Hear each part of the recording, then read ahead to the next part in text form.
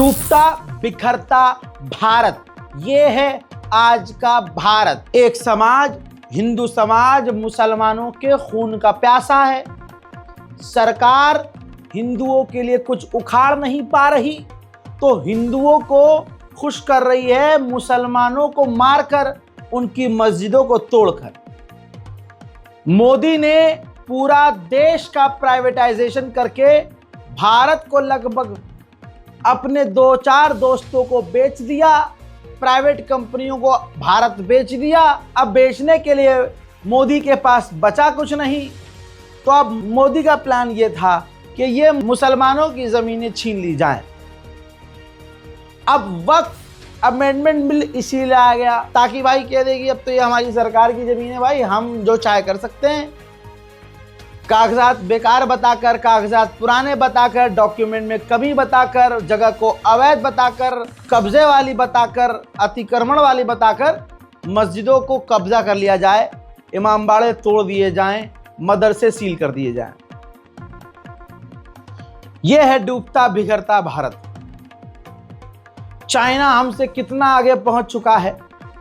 वहां बच्चों को पहली क्लास से 10वीं क्लास तक लगभग 10 से 12 साल आर्टिफिशियल इंटेलिजेंस की पढ़ाई अनिवार्य कर दिया गया है। खड़े होके मूत्रालय में पेशाब करोगे तो पेशाब करते करते ही तुम्हारी पेशाब की रिपोर्ट उसी बेसन पे आ जाएगी, डिस्प्ले पे लगे हुए, जहां तुम मूत रहे थे। आप समझ रहे हो? वहां पर पेशाब करने से लाइव आपका यूरिन टेस्ट हो रहा है, और यहाँ पेशाब करोगे तो कोई फर्क नहीं पड़ेगा, यहाँ तो पेशाब पिया जा रहा है।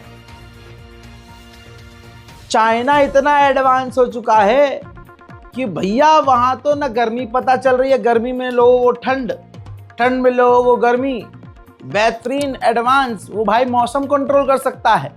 लेकिन यहाँ दिल्ली यूनिवर्सिटी की प्रिंसिपल बच्चों की क्लास में जाकर कहती है अरे एसी सही नहीं है, एसी नुकसानदायक है, लोग गोबर लगाते हैं हम। खुद पेशाब पियाऊ घर में अपने महल में एसी चला रही हैं 2-2 3-3, लेकिन छात्र रहेंगे पेशाब और गू मूत के बीच में। यह है डूबता बिखरता भारत। 50 साल पुरानी मस्जिद को यहाँ भाजपा कहती है कि नहीं, मुसलमानों को वर्गलाया जा रहा है, बहकाया जा रहा है।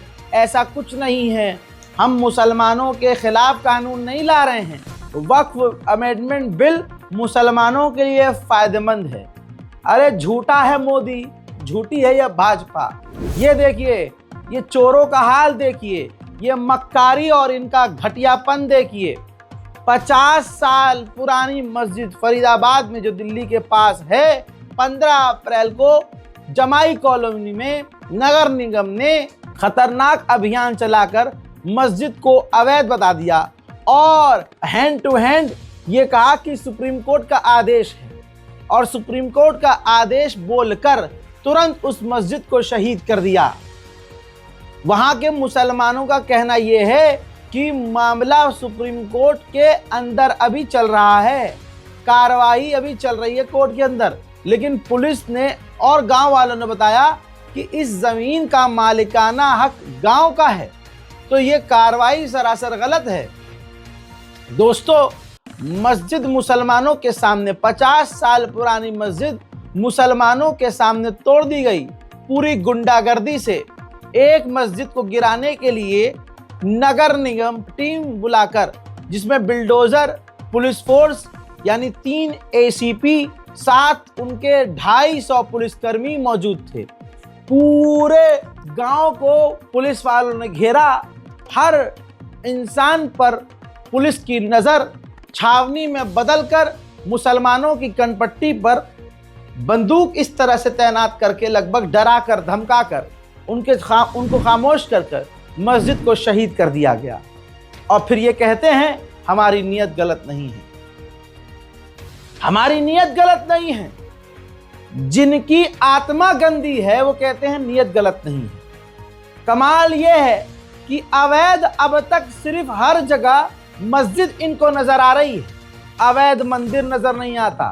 मुसलमान चूड़ी पहन के खड़ा हो गया है, क्या होगा? अरे शहादत देनी पड़ेगी, तुम विरोध तो करो। फिर काहे का हम बकैती मारते हो कि अगर हम हुजूर के साथ होते तो ये कर देते। हम अल्लाह के घर के लिए तुम कुछ उखाड़ नहीं पा रहे हो। वक्फ बोर्ड अमेंडमेंट बिल पास कैसे हो गया? क्योंकि मुसलमान सो ही रहा था, आपस में लड़ रहा था। अभी भी देख लीजिए, आपस में ही लड़ रहा है। अभी एक वीडियो मैंने डाला इंस्टाग्राम पर, जिसमें मैंने सऊदी अरब से मांग की कि जो हुजूर पाक सल्लल्लाहु अलैहि वसल्लम की बेटी हैं बीबी फातिमा सलामुल्लाह अलैहा, उनके जो यादें हैं, उनकी यादें, देखिए बादशाह की क्या औकात। बादशाह से जुड़े हुए किले को अगर तोड़ दिया जाए तो मुसलमान तिलमिला जाता है, अरे कितना गलत किया। गलत तो है ही, गुस्सा दिखाता है। लेकिन वहीं सऊदी अरब के पूर्व बादशाहों ने नबी की बेटी, अल्लाह अकबर, बीबी फातिमा जहरा की यादें मिटाई, उनके घरों को तोड़ा, उनसे जुड़ी हुई इस्लामी यादें, यहां तक कि उनकी कब्र पाक जो है वो भी एक निशानी के तौर पर बनाई थी। कोई वहां जाकर चादर नहीं चढ़ाता था, वहां कोई आरती वारती नहीं उतारता था, लेकिन हाँ एक निशानी है भाई, इस्लाम की निशानी है। आज भी सऊदी अरब में दूसरी निशानियां हैं, वो सऊदी ने बसा कर रखी है, बचा कर रखी है। लेकिन बीबी सैयदा से इतनी तकलीफ कि मजार तोड़ दिया और कब्र को खुले आसमान के नीचे रखा। अब मैंने मांग की कि भाई कम से कम उस कब्र को आइडेंटिफाई करने के लिए कुछ स्मारक बना दिया जाए, कुछ नहीं तो जैसे पहले था वैसे बना दो। तो कमेंट करने में ही मुसलमान फौरन आ गया, अरे भाई ये मकरूह है, एक आया भाई ये हराम है। मेरा कहना है तुम हरामी हो। जो भारत में कह रहे हैं कि औरंगजेब की मजार नहीं टूटनी चाहिए, यह लाल किला नहीं, यह जामा मस्जिद नहीं टूटनी चाहिए, वही कह रहे हैं सऊदी अरब में नहीं, अरब सही है भाई, बीबी सैयदा की जो है कब्र बननी नहीं चाहिए, ये मजार हराम है, ये तुर्बत हराम है। सच्चाई ये है कि जो ये बोल रहे हैं वो खुद हरामी है। उनकी अम्मा ने काम गलत किए हैं, नस्ल हराम है, खुद दोगले हैं। अब वो ये नहीं सोच रहे कि ठीक है भाई, हमारी नज़र में हमारे मौलाना ने कहा है कि ये चीज़ मकरूह है, हराम है, लेकिन निशानी के तौर पर तो उसको संवारा जा सकता है। अरे आप मुझे बताओ, आज भारत में ताजमहल को तोड़ने की बात, ताजमहल कोई मस्जिद थोड़ी ना है, एक बादशाह ने अपनी बीवी के लिए बनाया, प्यार में बनाया, या अफराद पैसा था उसके पास भाई, फालतू पैसा उसने बना दिया। तीसरी चौथी बीवी के लिए जितनी, भाई यहाँ पहली बीवी के लिए कोई कुछ नहीं उखाड़ता, उसने चौथी बीवी के लिए ताजमहल बना दिया। चलो बनाया तो बनाया, हमें प्यार इसलिए क्योंकि मुसलमान ने बनवाया, मुसलमान की बादशाहती उसने अपनी सारी जो है बादशाहत उस ताजमहल पर दिखा दी, और आज तक ताजमहल के टक्कर का कोई स्मारक नहीं है। इसलिए मुसलमानों को ताजमहल से लगाव है। कोई खरोच भी मार दे उस पर तो हम तड़प जाते हैं। लेकिन बीबी सैयदा के कब्र को सऊदी ने तोड़ डाला है, मजार को, स्मारक जो बना हुआ था उसको तोड़ा, और अब मांग हम कर रहे हैं कि भाई बनाओ, आप तो आप मुस्लिम देश हो यार, यही तो बात है। ऐसे मामले में मुसलमान आपस में गरियाता है, एक दूसरे से लड़ता है। इसी वजह से आज वक्फ बोर्ड अमेंडमेंट बिल हमारे हलक में आ गया है, और झटके से हमसे हमारी जमीन, पता है आपको, उधर वक्फ बोर्ड बिल पास हुआ, इधर मस्जिदें टूटना शुरू हो गई हैं, मस्जिदों को शहीद करना शुरू कर दिया है। अब वक्फ बोर्ड अमेंडमेंट बिल पास हो गया, मामला कोर्ट के अंदर है। कोर्ट ने भले ही कई सारे सवाल मोदी सरकार से करके मोदी सरकार का गाल लाल तो किया, लेकिन एक बात क्लियर है कि ये जो कोर्ट कचहरी है, इनके जो जज हैं ये भी बेचारे इंसान ही तो हैं। कौन चाहेगा कि मेरी गाड़ी पर गोलियां चल जाएं? कौन जज चाहेगा कि मेरा विरोध किया जाए? कौन जज चाहेगा रिटायरमेंट के बाद उनकी ज़िंदगी झंड हो जाए? हर जज यही चाहेगा कि अच्छा पैसा मिले, मुझे इसके बाद जो है रिटायरमेंट के बाद राज्यसभा विधानसभा की सीट मिले, सब ये जज चाहेंगे। धमकाया जा रहा है, वो बात की बात है, लेकिन बता दूं कि किस तरह से उलझाया जा रहा है। अभी वक्फ बोर्ड अमेंडमेंट बिल कोर्ट में पहुंचा है और दूसरी तरफ यूसीसी बिल लाने की तैयारी शुरू हो चुकी है। वक्फ के बाद अब यूनिफॉर्म सिविल कोड को लेकर जल्द ही बिल लाया जा सकता है। रिपोर्ट्स के मुताबिक संसद के दोनों सदनों में वक्फ बिल को मिले समर्थन को देखते हुए सरकार ने यूसीसी पर काम आगे बढ़ाने का फैसला किया है। इसके लिए 7 महीने बाद विधि आयोग को फिर सक्रिय किया जा रहा है। रिपोर्ट्स के मुताबिक जस्टिस दिनेश माहेश्वरी को आयोग का अध्यक्ष बनाया जाएगा। वहीं उनके साथ जाने माने वकील हितेश जैन और प्रोफेसर डीपी वर्मा पूर्णकालिक सदस्य होंगे। इससे पहले 23वें विधि आयोग की अधिसूचना 2 सितंबर 2024 को जारी हुई थी। दरअसल लोकसभा चुनाव में बीजेपी अकेले दम पर बहुमत के आंकड़े को छू नहीं सकी थी। इसी कारण से पार्टी अब बिल को पास करवाने के लिए जनता दल यूनाइटेड। यहाँ पर ये देखिएगा, हिंदुओं के लिए मुसलमान को मारो, गोली किनारे करो, लेकिन हिंदुओं के लिए ये भाजपा सरकार कुछ नहीं कर रही है।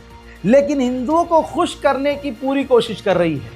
बिना पैसा खर्च किए, बिना उनके लिए सड़क बनाए, बिना पुल बनाए, बिना नौकरी दिए, बिना उनको शिक्षा दिए, बिना अस्पताल दिए, कुछ नहीं, इस पूरी भीड़ को खुश करना है तो मुसलमानों को परेशान करने का हर दिन को ये काम कर दो, ये भूखे नंगे इसी में खुश हो जाएंगे हैं।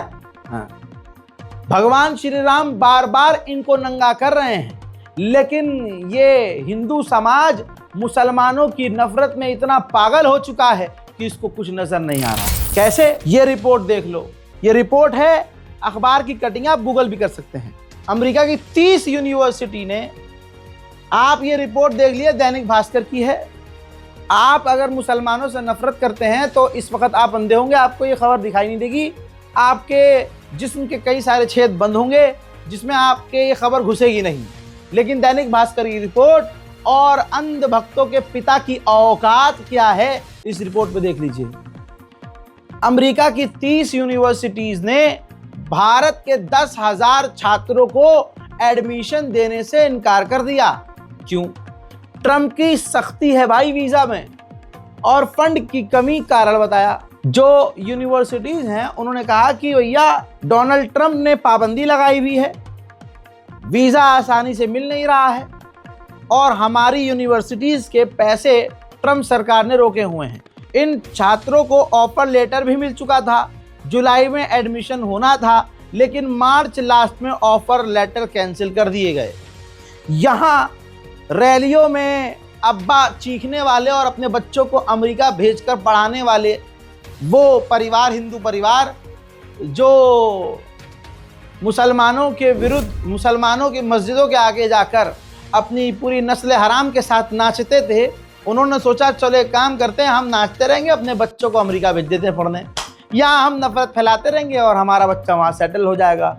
ऐसे में लगभग 10,000 भारतीय बच्चों को, स्टूडेंट्स को जोरदार तमाचा लगा है। अब वो 10,000 छात्र भारत के अंदर ही पढ़ाई करेंगे और गोबर वाली क्लास में बैठेंगे, दीवारों पर गोबर रहेगा। 10,000 वो बच्चे अब मोदी की रैलियों में जाकर मोदी मोदी मोदी मोदी करेंगे। इसीलिए तो मोदी ने पूरी अपनी कौम को जाहिल रखने का फैसला किया है। आप सोच के देखिए, मुसलमानों की बात नहीं, मैं हिंदुओं की बात कर रहा हूं। हिंदुओं के लिए मोदी सरकार ने ना नौकरी का कुछ स्पेशल कोई प्रोग्राम किया कि हम हिंदुओं को नौकरी देंगे, या उनके लिए कोई प्रोग्राम लॉन्च किया हो, कुछ नहीं किया।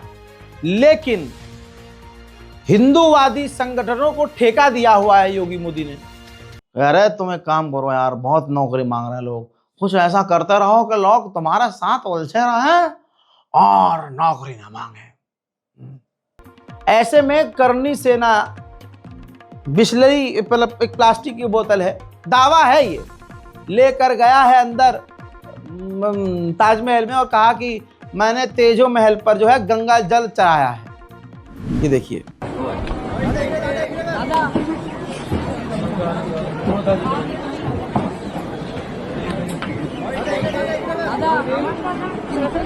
हाथ पकड़ो। दादा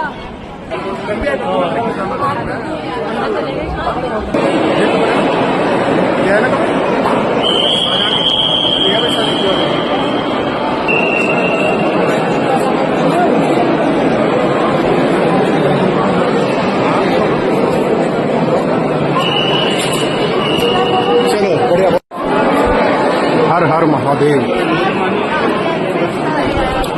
ठीक है, बोलता रहा तो वो फूल दिख रहा, ये जो दिख रहा ना इसलिए मंदिर में होता है फूल इस तरह का बनना, ये सब मंदिर होता है। हर एक चीज देखो, अगर ये महल था तो उसमें कमरे होने चाहिए थे, तो हमारा मंदिर था शिव शंकर का और मंदिर ही है। अब मेरे दोस्तों मैं कहूँगा गंगा जल चढ़ा, तेरी औकात है तो जो तुझे जो करना है तू वो चढ़ा, क्योंकि पहली बात वो मस्जिद है नहीं।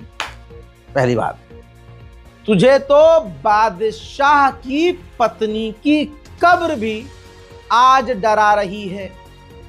करणी सेना की ये औकात है कि इनका जो धर्म है ऐसे ही भ्रष्ट हो जाता है। किसी को नमाज पढ़ते हुए देख लिया, हिंदू संगठन की आत्मा। किसी बंदे को ट्रेन के अंदर नमाज पढ़ते देख लिया, इनकी आत्मा। लोग पिछवाड़े से पाद्य हैं, इनका दिल ही पाद्यदार है। नमाज हो ये नमाज पढ़ने नहीं देंगे। अच्छा, गंगा जल, जिस तरह से मैंने बहुत कई सारे वीडियो देखे हैं, यही वाले अभी, जिसमें ताजमहल पर पानी चढ़ाने की बात की है। भाई वो पानी बड़ा साफ है, एकदम पाक नजर आ रहा है, एकदम साफ पानी। क्योंकि गंगा जल तो बिल्कुल नाले जैसा है, काला। अब अपने आप को फेमस करने के लिए, कुछ फेम हासिल करने के लिए, मुझे पर्सनली लग रहा है, अपने आप को फेमस करने के लिए और करणी सेना में हाईलाइट होने के लिए, हिंदुओं में हाईलाइट होने के लिए, वाहवाही भसोटने के लिए, किसी ऐसे ही नहीं कह दिया भाई बिस्लरी का पानी पिया, थोड़ा पानी बचा, क्या करूं और चलो ऐसे चल रहे हैं। तू वीडियो बना, रील बना कि मैंने गंगा जल चढ़ाया और जाके पानी फेंक दिया ताजमहल के अंदर। आप देख रहे हो कितना आसान है आज हिंदुओं में फेमस होना। और हिंदू ने देखे, ओ ये क्या काम करा है इसने यार, मेरी आत्मा तृप्त हो गई। नीचे से गू निकल रहा है, आगे से मूत निकल रहा है, दीवारों पर गोबर पुता हुआ है, खाने को खाना नहीं है, गू सुबह खा रहे हैं, पेशाब रात को पी रहे हैं, लेकिन इनको खुशी हो रही है कि अरे ताजमहल पर गंगा चढ़ा दिया गया है। गाजियाबाद का आप मामला भूल गए होंगे, जिसमें नंद किशोर गुर्जर एक अवैध रैली लेकर गुजर रहे थे। पुलिस ने उन्हें रोका, झड़प हुई और कमिश्नर साहब पर इल्जाम लगा कि उन्होंने नंद किशोर गुर्जर का कुर्ता फाड़ दिया। अब नंद किशोर गुर्जर बुरी तरह से तिलमिला गए और योगी सरकार को ही बकने लगे उल्टा सीधा। उसके बाद उन्होंने मांग करी कि कमिश्नर को यहां से हटाओ, लेकिन योगी सरकार ने कमिश्नर को नहीं हटाया। इस पर बुरी तरह से जो साहब हैं नंद किशोर गुर्जर नंगे पैर आ गए, कुर्ता फटा हुआ पहन के घूमने लगे, बार बार मीडिया को बाइट देने लगे और भूख हड़ताल पर चले गए। ये उनका अनोखा प्रदर्शन था कि फटा हुआ कुर्ता 26 दिन से उन्होंने पहन के रखा हुआ था, इस मांग पे कि भैया कमिश्नर को यहाँ से भगाओ। क्योंकि कमिश्नर कमिश्नर अगर भगवाधारी नेता की ना सुने तो ऐसे कमिश्नर को तो भाजपा चाहती ही है कि या तो कत्ल कर दे या तो उसे वहां से हटा दे। फिर हुआ यही, सरकार को झुकना पड़ा और कमिश्नर को वहां से हटाना पड़ा, जिसके बाद माननीय नंद किशोर गुर्जर ने आज नया कुर्ता पहन लिया। मैं निवेदन करूंगा, हमारे बीच में 3 बहुत बड़े संत उपस्थित हैं। एक हमारे बाबा जी, एक आदरणीय रमेश जी भाई साहब, आप आगे आइए, और हमारे परम हनुमान जी श्री ईश्वर दयाल जी। ये तीनों ऐसे संत हैं जिन्होंने पूरा जीवन धर्म और उसके लिए लगाया है। मैं ईश्वर जी से निवेदन करूंगा कि इसमें हाथ लगा के और रमेश जी बच्चा बच्चाया मुझे हर पाना देवी की प्रतिमा, बच्चा बच्चाया मुझे हर पाना देवी की प्रतिमा, बच्चा बच्चाया मुझे बोलो राम। ये ईश्वर दयाल जी क्या करा लगवाए।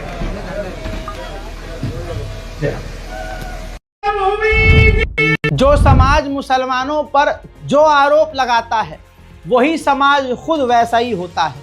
कैसे? रैलियों में जाकर मुसलमानों के खिलाफ नारे लगाते हैं, मस्जिद के आगे नाचते हैं, जय जय श्री राम के नारे लगाते हैं, लेकिन घर जाकर अपनी बेटी का ही बलात्कार करते हैं। ये देखिए तोताराम, जी हाँ, ये तोताराम सौतेली बेटी का अपने घर में सालों से क्या कहूँ क्या कर रहा था, आप समझदार हैं। अब तोताराम को, इस हैवान को पुलिस ने गिरफ्तार कर लिया है। अब लगाए जय श्री राम के नारे तो पता चले कि कौन से समुदाय से है। लेकिन ये खबर गोदी मीडिया में इसलिए नहीं है क्योंकि तोताराम हिंदू है।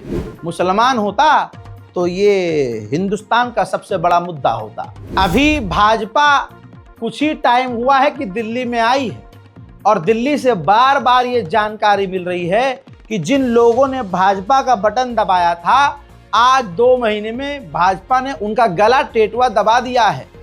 अल्लाह का शुक्र है, मैं कह रहा हूं, और बुरा हाल होना चाहिए उनका जिन्होंने भाजपा का बटन दबाया था। जब केजरीवाल के नेता चीख चीख कर बोल रहे थे कि भाई हमने जो काम किया है अगले को काम करने नहीं दिया गया, पाबंदी लगाई, रोक लगाई, एलजी से ड्रामा करवाया, मतलब सब कुछ करने के बाद, सब कुछ बवाल करने के बाद भी अगले केजरीवाल ने दिल्ली की पूरी तस्वीर बदल दी थी। बेसिक नीड्स को केजरीवाल ने पूरा कर दिया था, जैसे 24 घंटे बिजली, 24 घंटे पानी। यह सबसे 2 अहम चीज थी। अगला इंसान पॉल्यूशन पर भी मेहनत कर रहा था कि भाई कुछ किया जाए, पॉल्यूशन को कम किया जाए, लेकिन हर मोड़ पर भाजपा ने उसको गिराने की कोशिश की। अब भाजपा दिल्ली में आई तो यह भी बात क्लियर है कि वोट काट के आई। पता था कि दिल्ली वाले केजरीवाल को ही वोट देंगे, तो इस बारी क्या पहले से ही उन्होंने अपने नए जो बाहर से जो दिल्ली में आके बसे हुए हैं उनको वोटिंग का अधिकार दिया, उनके वोट बनवाए, और जो भाजपा के खिलाफ वोट केजरीवाल को देते थे उनके वोट काट दिए। उनका वोटर ही नहीं आया घर पे, उनकी पर्ची ही नहीं आई। ऐसे हजारों लाखों लोगों को वोट से वंचित कर दिया। ऑटोमेटिकली केजरीवाल हार गया। ये चीज किसी को समझ में आए या ना आए, लेकिन केजरीवाल को और केजरीवाल के समर्थकों को समझ में आ गई। आज ये हाल है कि रेखा गुप्ता आ चुकी हैं दिल्ली में, भाजपा की सीएम बनी हुई, लेकिन उनके हालात बदले हुए हैं, उनके टोन चेंज हो चुकी है। अब टोन इस कदर चेंज हुई है कि ये जो लड़ाकू तेज तर्रार महिला के रूप में जाना इनको माना जाता था। आपको याद होगा कि ये मुसलमानों के प्रोग्राम रमज़ान में इफ्तार पार्टियों में भी गई, तो हिंदुओं ने इनको माँ बहन की गालियाँ बकी और कहा कि गद्दार मिनिस्टर है। उसके बाद अब इन्होंने जैसे अखिलेश यादव को पहले उल्टा सीधा आपत्तिजनक शब्द का इस्तेमाल करके कहा था, उल्टा सीधा बोला था, अब वो इनडायरेक्ट वे में माफ़ी भी मांग चुकी हैं। ये कल का वीडियो है, देखिए। लेकिन आपने एक बड़ी बात कही है कि क्या आपको अपने कुछ शब्दों को लेकर क्या आपको यह है कि आपने कहीं कुछ होता है, देखिए होता है। आप समाज में रहते हैं, 24 घंटे वर्किंग में रहते हैं, आपके मुंह पे हर समय माइक लगा दिया जाता है, आपको कवर किया जाता है, आप स्क्रूटनी में होते हो, आप सुपरविजन में होते हो, तो हर वक्त हर चीज आपकी परफेक्ट नहीं होती है। गलतियां हो सकती है, मेरी किसी बात से हो सकता है बड़े किसी नेता को तकलीफ हुई हो, तो मैं वही क्षमा मांगती हूँ कि भाई तकलीफ नहीं होनी चाहिए। मैं फिर ये कहूंगा कि रेखा जी आप दिल्ली के मुख्यमंत्री। दूसरी तरफ जिन हिंदुओं ने केजरीवाल को धोखा दिया, आज वो सड़कों पर उतरे हुए हैं भाजपा के खिलाफ। कितने बड़े ये हिंदू गद्दार हैं जिन्होंने कल भाजपा को सपोर्ट किया, आज भाजपा के खिलाफ है। अरे अगर थोड़ी सी फीस बढ़ा दी, थोड़ी क्या मान लो 10 गुना फीस बढ़ा दी, तो रो काहे रहे हो? देश के योगदान में तुम्हारा हाथ नहीं होना चाहिए। अबे हिंदू हो कि गद्दार हो तुम, हैं? हजरात, इनको ऐसे ही पेलना चाहिए। दोस्तों, रेखा गुप्ता जी काम से ज्यादा रील बनाने में एक्सपर्ट हैं। उनकी टीम रील बनाने पर ध्यान दे रही है। जो अभिभावक मांग करने गए थे कि स्कूल जो है उनके बच्चों को डिटेन कर रहा है, बंद कर देता है, फीस मांगता है, ज़्यादा फीस मांग रहा है और बच्चों को टॉर्चर कर रहा है, रेखा गुप्ता ने तुरंत जो है माइक लगवाया, कैमरा चालू करवाया और हाँ, इनको कह दो कि इनका, मैं बोल रही हूँ, और इनका जो स्कूल वालों का जो है लाइसेंस रद्द कर दिया जाएगा। अब पेरेंट्स बड़े खुश, सीएम है भाई, पेरेंट्स खुश, अब तो स्कूल की एहतियाती होगी। अगले दिन फिर वही हाल, उसी अकड़ में स्कूल वाले सीधे मुंह बात करने को तैयार नहीं। तो पता ये चला कि रेखा गुप्ता सिर्फ ड्रामा कर रही थी, एक्टिंग कर रही थी, उन्होंने कुछ भी नहीं किया। क्योंकि स्कूल वालों को पता था कि कमीशन तो हम जिस नेता को देते हैं, जिस पार्टी को हम कमीशन देते हैं, वो हमारा क्या ही उखाड़ेगा। इस संदर्भ का पूरा वीडियो ये है। Queen Mary School Model Town, आप इनको आज वहाँ बुलाइए सचिवालय और इनको कह दीजिए कि हम इनका जो रजिस्ट्रेशन है ना वो कैंसिल करने जा रहे हैं। आप ये मैसेज देके इनको बुलाइएगा। हम लोग क्वीन मैरी से हैं। कल हम सीएम मैम से मिले थे। सीएम मैम ने हमारे सामने कॉल किया था और उन्हें बोला था कि तुम्हारे अगेंस्ट एक्शन होगा। सबके सामने हुआ। उसके बावजूद आज वो पेरेंट्स, जिनकी बच्चियां 2 दिन से डिटेन की गई थी, आज उन बच्चियों को स्कूल में एंट्री नहीं हो रही। वो पेरेंट्स अभी भी गेट के बाहर खड़े हैं, कोशिश कर रहे हैं बच्चों को अंदर भेजने की। प्रॉब्लम है वो एक्शन का हमें एक काउंटर एक्शन क्यों नहीं दिख रहा कि स्कूल वाले अभी भी नहीं कर रहे हैं। उनको किसी का खौफ नहीं है, किसी का भी। वो अभी भी उन बच्चे मनमानी कर रहे हैं, वो अभी भी अपनी मनमानियां कर रहे हैं। क्या लगता है एक्शन देखने को मिलेगा कुछ? Sir we are very positive कि एक्शन होना चाहिए, लेकिन जिस तरीके से आज हमारे पास परमिशन थी, क्वीन मैरी स्कूल ने बकायदा रिटर्न परमिशन ली थी यहाँ अपने प्रोटेस्ट के लिए। आज मॉर्निंग में 9:30 हमारे को कह दिया गया कि परमिशन नहीं है। 9 o'clock पेरेंट्स इकट्ठे हो गए, उसके बाद आप कह रहे परमिशन नहीं है। तो इन चीजों से कभी कभार डाउट भी होता है as a parent, as a general public. We are not politicians here. We are all parents who are harassed by the schools, and not just one school. It's all over Delhi. All the schools, these directors or whoever the owners of these schools are, they've united against parents. So this is the day when parents have to unite against these schools. क्योंकि ये बहुत ज्यादा मनमानी कर रहे हैं, इनको किसी का डर नहीं है, नॉट इवन सीएम का डर नहीं है। तो सर अब आप क्या बोलोगे इसके आगे? कल सीएम मैम ने लिटरली अपनी उस पे हैंडल पे, इंस्टा हैंडल पे उन्होंने खुद डाला, अपने ऑफिशियल हैंडल पे डाला है, क्वीन मैरी स्कूल का नाम लिया है। उसके बावजूद भी आज क्वीन मैरीज के वो बच्चे स्कूल में एंटर नहीं कर पा रहे हैं।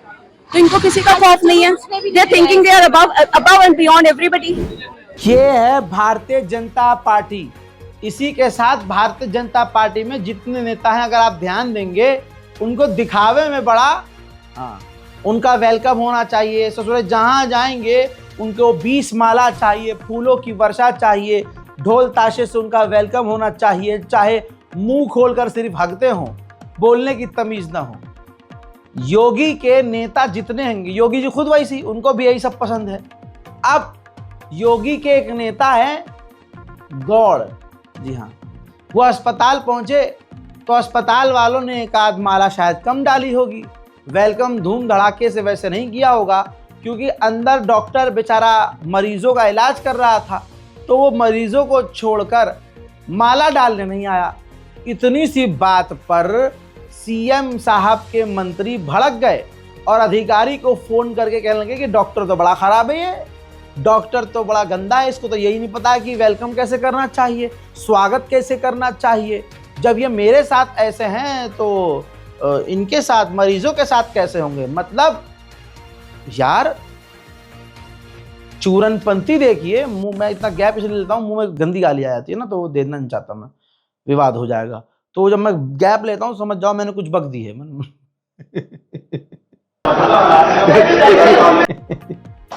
तो दोस्तों मामला ये है, अगला इंसान कह रहा है कि मेरी गले में एक माला कम डाली है, तो इसका मतलब ये डॉक्टर इन मरीजों के साथ क्या ही व्यवहार करता होगा।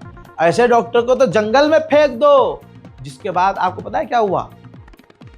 एक जांच कमेटी बनाई गई। जांच कमेटी इसलिए क्योंकि बीजेपी के नेता के गले में फूल नहीं डाला गया, एक हार कम डाली और उनका पैर नहीं चूमा गया।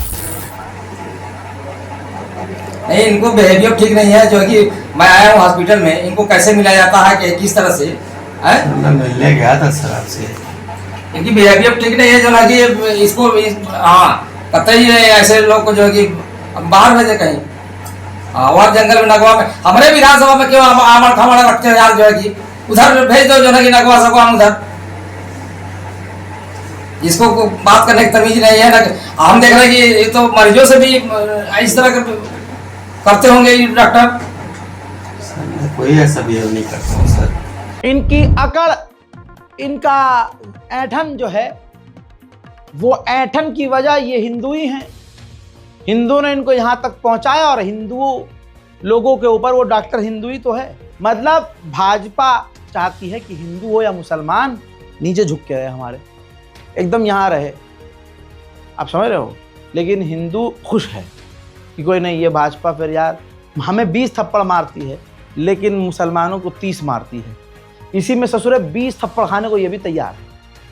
उधर दिल्ली यूनिवर्सिटी की प्रिंसिपल जब गू को प्रमोट कर रही थी, अब ये चाइना को याद रखिए, चाइना हमसे कहाँ आगे पहुंच चुका है, हम गू पेशाब में। वो तो प्रिंसिपल थी, मध्य प्रदेश के एक व्यक्ति ने अपनी कार को, सफेद कार उसने पूरा गोबर लेप दिया गाड़ी के ऊपर, कहा कि इससे जो है सूरज की रोशनी जो है ये इसमें जब्त हो जाती है और गाड़ी ठंडी रहती है। एसी से जिसको दिक्कत है, अबे एसी से किसे दिक्कत होती है झटुल्ले। मतलब जितने भी आपको ये संघी, भाजपाई और ये हिंदूवादी दिखेंगे, ये ऐसी बात करेंगे कि आप ऊपर और नीचे दोनों से हंसेंगे। ये झटुल्ला कह रहा है कि एसी से जिसे दिक्कत है वो अपने गाड़ी पर ऐसे तो मतलब गोबर लीप देगा तो उसका फायदा होगा, मतलब ठंडा ठंडा लगेगा। देखिए, गोबर से फायदा ये होता है कि ये जो लोहा होता है, चद्दर होती है, इस पे धूप नहीं पड़ने से अंदर का टेम्परेचर हाई नहीं हो पाता है। ये इसका सबसे बड़ा फायदा है कि जिनको एसी से एलर्जी है, अगर वो एसी ना भी चलाएं तो गाड़ी में आसानी से अब यहाँ पर मैं कहना चाहता हूँ, जो भी हिंदूवादी रास्ते में आपको मिले, जो खासकर घर आपको भगवाधारी दिखे, तुरंत उसके एसी पर, एसी का आउटर होता है, जाइए और गू लगा दीजिए और एसी बंद करवाओ। देखो एसी इनसे बंद करो, तमाम हिंदू एसी बंद कर दें अपने घर का इसी वक्त। अगर देश के गद्दार नहीं हो, किसी भी हिंदू के घर अगर एसी चल रहा है तो वो देश का गद्दार है। क्योंकि अब दिल्ली यूनिवर्सिटी की प्रिंसिपल और तमाम हिंदूवादी कह रहे हैं कि गोबर दीवार पर लीपने से ठंडा होता है घर, ठंडा होता है कमरा और ठंडी होती है कार। लिहाजा हिंदू समुदाय के लोगों से मेरा अनुरोध है, एसी चलाना इसी वक्त बंद कर दें अपने घरों में। इससे देश के दो फायदे होंगे। पहला फायदा ये कि बिजली भारी मात्रा में बचेगी। दूसरा फायदा ये कि जो गाय का जो गोबर सड़कों पर पड़ा रहता है और सड़क गंदी रहती है, इससे सड़क भी साफ हो जाएगी। क्योंकि सड़कों के सारे गोबर आपकी दीवारों पर और एसी पे लगा दिए जाएंगे। मैं मांग करता हूं और दूसरे समुदाय से और दूसरे ग्रुप से और विज्ञान पढ़ने और विज्ञान पर जो विश्वास रखते हैं उन लोगों से कि आप अपनी कमेटी और ग्रुप बनाइए, अपने मोहल्ले में ऐसे घरों को ढूंढिए जो पूरे साल गोबर को प्रमोट कर रहे थे। आप पूरे मोहल्ले का गोबर इकट्ठा करके उनके दीवार और दरवाज़ों पर पोतने का काम कीजिए। इससे भारत माँ को शांति मिलेगी। गजब बेइज्जती है। देखिए, मैं हफ्ते भर पहले से बोल रहा हूँ, वक्फ बोर्ड अमेंडमेंट बिल कोर्ट में भी पास होगा, कोर्ट उसे नहीं रोक पाएगी। कैसे? जहां अधेर नगरी गुंडा राजा हो वहां क्या होगा। ये देखिए, गुंडा भाषा देख लो। ये हैं किरण रिज्जू, एक वक्त कानून मंत्री थे, अब इनको कानून से खेलने में मास्टरी हासिल है। ये सुप्रीम कोर्ट को धमकी दिए हैं, कहते हैं कि मुझे भरोसा है कि सुप्रीम कोर्ट विधायी मामले में दखल नहीं देगा, हमें एक दूसरे का सम्मान करना चाहिए। यानी हम जो चोरी चकारी करें, बवाली करें, उस पर कोर्ट ना बोले और कोर्ट जो भी उल्टा सीधा फैसला करे उस पर हम भी नहीं बोलेंगे। लिखते हैं आगे कि अगर कल सरकार न्यायपालिका में हस्तक्षेप करती है तो ये अच्छा नहीं होगा। यानी कह रहे हैं, धमकी दे रहे हैं कि आप हमारे फैसले में अगर उंगली करोगे तो हम पूरा हाथ करेंगे अगले आपके मामले में अगले दिन, तो फिर मामला अच्छा नहीं होगा। ये धमकी थी सीधी सीधी, और उसके बाद बड़ा दिमाग लगाया मैंने कि ये धमकी क्यों दी। तो कल के कोर्ट के बयान में मुझे समझ में आया कि ओहो, इसलिए धमकी दी गई थी। जैसे आपके सामने ये बयान है, ये कल का है, जिसमें संजीव खन्ना कहते हैं कि अंग्रेजी शासनकाल से पहले वक्फ रजिस्ट्रेशन की कोई व्यवस्था नहीं थी। बहुत सारी मस्जिदें 13वीं और 14वीं और 15वीं शताब्दी की बनी हैं। आप चाहते हैं कि वो आपको सेल डीड दिखाएं, कहाँ से दिखाएंगे, कहाँ से कागज दिखाएंगे। जिस ज़माने में न कंप्यूटर, न कोई दस्तावेज, न लिखा पढ़ी होती थी, वो उस ज़मीन और उस मस्जिद के कागजात कहाँ से दिखाएंगे। तो किरण रिज्जू इसलिए अगला आदमी पूरे सुप्रीम कोर्ट को डरा रहा था। तो तो आज बाबरी पर जो मुसलमान चुप रह गए और चुपचाप जो एक तरफा बयान आया मान लिया, आज उसका रिजल्ट ये है कि हमारी मस्जिदों पर कब्जा तो किया ही गया, लेकिन जो अब वक्फ की हमारी परमानेंट मुसलमानों की ता कयामत अल्लाह के नाम पर दी हुई ज़मीनें हैं, ये हिंदू संगठन को खुश करने के लिए भाजपा उन पर कब्जा कर रही है अंधा। इसके बावजूद अगर मुसलमान चुपचाप बैठा है और हाथ पर हाथ धरे हुए सिर्फ देख रहा है, तो बेहतर है कि मुसलमान अपने हाथों से ही अपनी मस्जिदों को तोड़ डाले। जो भारत में खड़े होकर ये कहते थे आज क्या है अमेरिका, तू कौन है बे, ये वाला हाथ उनके पिछवाड़े में घुस गया है और ऐसे जाके वो ऐसे पलट गए हैं। अब वो वापस अपने बिल में घुस गए हैं, उनका थूथड़ा पकड़ के घसीट के बाहर लाना चाहिए और उनकी गर्दन पीछे से पकड़कर ये रिपोर्ट दिखानी चाहिए कि देख तेरे बाप की वजह से पासपोर्ट भारत की रैंकिंग गिर चुकी है। लेकिन वही बात, जो सुबह से शाम बेरोजगार रहते हैं और सिर्फ पेशाब और गोबर के नशे में रहते हैं, एंटरटेनमेंट के लिए ये मस्जिद के आगे जाकर हर महीने नाच लेते हैं और सारा दिन चोरी चकारी डकैती करते हैं। आप रिपोर्ट देख ही रहे हैं, घरों में खुद अपनी बेटियों का ये रेप कर देते हैं, समझ रहे हैं। वो भाजपा का नेता, ये तस्वीर देखिए, याद होगी, ये पार्क में बैठे हुए कपल को जाकर रोकते हैं और फिर जो है एक एक करके मंगेतर के सामने लड़की का 8-10 मीटर दूर खेत में बलात्कार करते हैं और इसमें भाजपा का नेता सबसे आगे था। तो जो रैलियों में सबसे ज़्यादा गला फाड़कर जय श्री राम का नारा लगाता है, वो समाज का सबसे बड़ा बलात्कारी भी होता है। जो जितना लंबा तिलक लगाता है, जितनी स्लो मोशन वीडियो डालता है और जय श्री राम के नारे लगाता है, वो समाज का सबसे बड़ा गुंडा भी निकलता है। यही सच्चाई है। ये लोग इसी में उलझे हुए हैं। इनको कोई ये बताए एक हिंदू ट्रैवलर है, हिंदू भारतीय ट्रैवलर, आधी दुनिया घूम चुका है, वो भारत के पासपोर्ट की आज औकात बता रहा है। मेरे पास ये जो ये चीज है ना, ये इसका कोई वैल्यू नहीं है इसका। ये थाईलैंड, मलेशिया, श्रीलंका, नेपाल, ये सब सोच के खुश मत हो। जो डिफिकल्ट कंट्रीज है वहाँ पे अपना पासपोर्ट किसी काम नहीं आता। हर जगह एंट्री डिनाई। काफी कंट्रीज हर बार वीजा फ्री और वीजा ऑन अराइवल को ड्रॉप करते जा रहे हैं हमारे लिए। चाइना तक केवल हमको 24 घंटे का वीजा फ्री ट्रांजिट देता है, बाकी कंट्रीज को 10-10 दिन का दे रहा है। अभी जॉर्डन इंडियन पासपोर्ट देख के एंट्री डिनाई कर दिया। इजिप्ट जैसा कंट्री इन्विटेशन लेटर मांग रहा है। केवल अमिताभ बच्चन और शाहरुख खान के नाम से लोग खुश होते हैं, जब डॉक्यूमेंट पेपर वर्क की बारी आती है तो हमें मना कर दिया जाता है। पासपोर्ट रैंकिंग में हम हगते जा रहे हैं हर बार। मैं एज ए ट्रैवलर, मैं भी तो एक जापानीज, यूरोपियन, अमेरिकन ट्रैवलर के इक्विवेलेंट हूँ। अगर नेशनलिटी को हटा दो, मेरे पास पैसा है, मेरे पास डॉक्यूमेंट्स पूरे हैं, मेरी ट्रैवल हिस्ट्री बहुत अच्छी है, तब भी मेरा पासपोर्ट देख के मुझे हमेशा देखा जाता है, चेक किया जाता है। कई बार मना कर दिया जाता है नहीं। आप में से काफी लोग बहुत ज्यादा इंटरनेशनल ट्रैवल नहीं करते हैं, तो आपको नहीं पता है इंटरनेशनली हमारे पासपोर्ट की वैल्यू कितनी खराब है। इकोनॉमी में, हर चीज में, हथियार में, आर्मी में हम बहुत अच्छे हैं, फिर पासपोर्ट में क्यों मांग रहे हैं? कोई सवाल ही नहीं करता है। सब लोगों को रिलीजन के सवाल करने हैं, मंदिर मस्जिद में उलझना है। उधर संघियों के मुंह पर एक जोरदार बॉम्बे हाईकोर्ट ने गोबर फेंक के मारा है।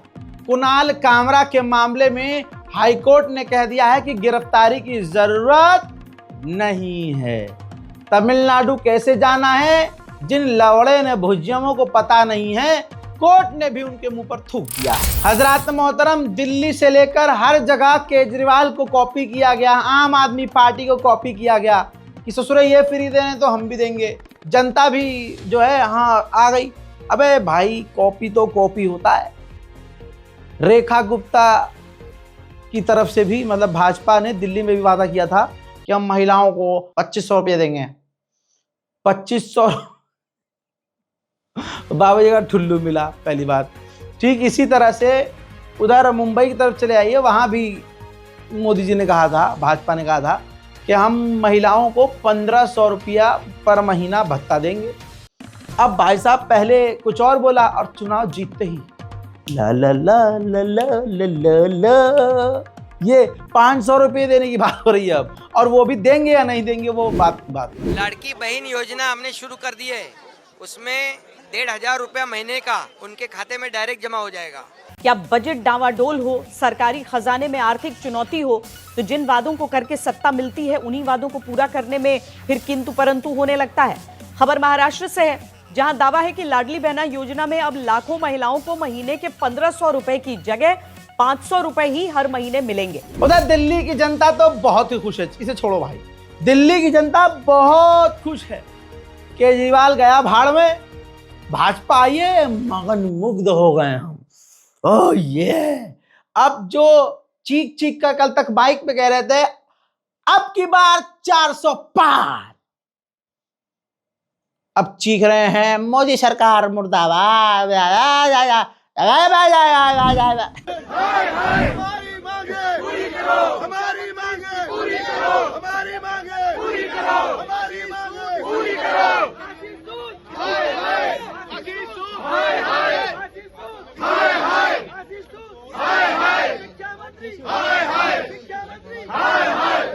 आप लोग उधर चलो, आप लोग चलो चलो यार, चलो चलो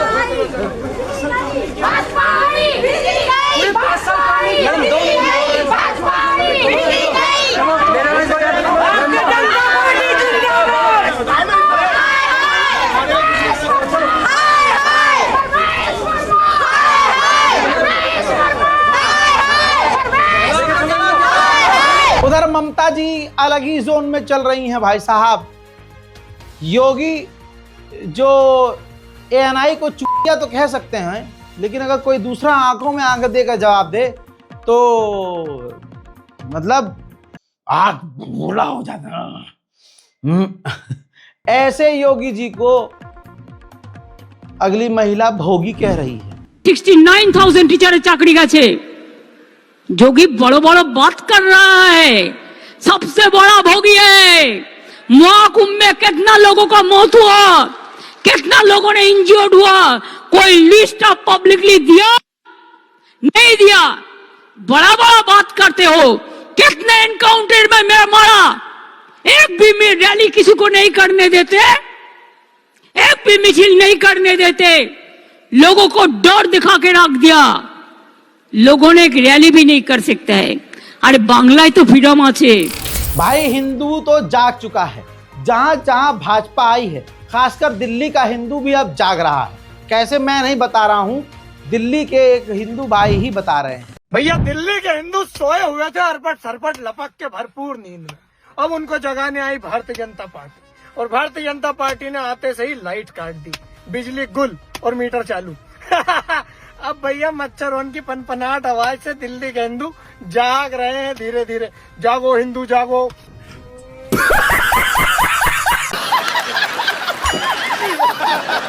दूसरी तरफ अगर आप देख रहे हैं, आज जो पूरे देश का माहौल खराब है, उसमें यूपी प्रशासन का एक बेहतरीन किरदार है, एक खास चेहरा है, और ये चेहरा आप लगातार अक्सर देखते रहते हैं। ये अपने नथुल्ले फुलाता है चूत की तरह ऐसे, और फुला फुला कर किसी को काटने की, किसी को मारने की, किसी को मिटाने की बात करता है। अब अखिलेश यादव और मुलायम सिंह यादव को कह रहा है कि जो भी इनका समर्थक हो और जहां भी अखिलेश यादव मिले, इन्हें पकड़ के मारो।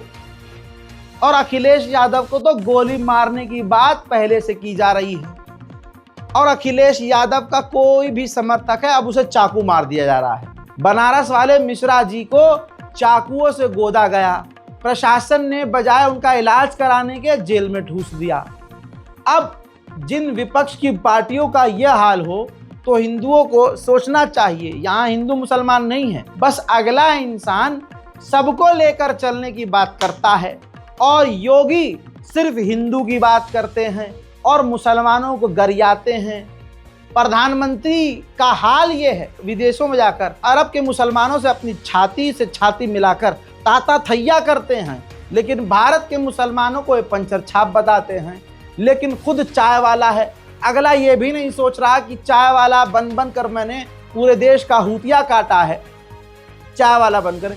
और दूसरे काम को जिस प्रधानमंत्री ने डिग्री और डिप्लोमा वाले से पकौड़ा बिकवा कर कह दिया कि चाय पकौड़ा बेचना भी रोजगार है, नाई बनकर बाल काटना भी बड़ा रोजगार है, उसको ये पंचर छोटा काम लगा। कहा कि अगर वक्फ बोर्ड ने काम सही किया होता तो आज मेरे मुसलमान भाइयों को पंचर नहीं लगा पड़ता। तुम तो खुद ही चाय बेच रहे थे, अपनी पत्नी को सिर्फ इस बिना पर छोड़ दिया क्योंकि तुम्हें एक जगह टिकना नहीं था, 10 जगह घूमना था। हमारे यहाँ तो मैंने ऐसा काम करने की कोशिश की कि भाई मैं एक जगह नहीं रहूँगा, मैं कभी यहाँ रहूँगा वहाँ रहूँगा। मेरे बाप ने कहा भाई आवारा, ऐसे आवारा होते हैं। लेकिन प्रधानमंत्री को मैं ये बोल नहीं सकता, वो तो उनका परिवार तो पूरी दुनिया है। लेकिन बस मुसलमानों से दिक्कत है, वो भी दोगलापन ये मोदी जी का कि विदेशी मुसलमान से ऐसे जाके मिलते हैं चिचिहा के, भारत के मुसलमान इनको पंचर छाप लगते हैं। अब आप सोच के देखिए कि मारने काटने की बात मुलायम सिंह यादव को करी जाती है, लेकिन यूपी प्रशासन ऐसे व्यक्तियों को गिरफ्तार नहीं करता, क्योंकि ऊपर से योगी जी का आदेश होगा ना कि इस लौंडे को कुछ मत करना। भाई बहुत बढ़िया बातें कर रहा है यार, मेन मुद्दों से बढ़िया भटकाता है ये हमारा गोल्डन लौंडा है। मैं बोल रहा हूँ, मैं अखिलेश यादव को इस भारत के अंदर कहीं पर भी अखिलेश यादव दिखे या अखिलेश मुलायम दिखे, इसको साले को घेरो, इसको घेरो और इसको पटको। और जो इसके सांसद मंत्री अभी चुप्पी बना के बैठे ना, नकल सीधी कर, तुम्हारे साथ तुम्हें रीढ़ की हड्डी सीधी कर देंगे।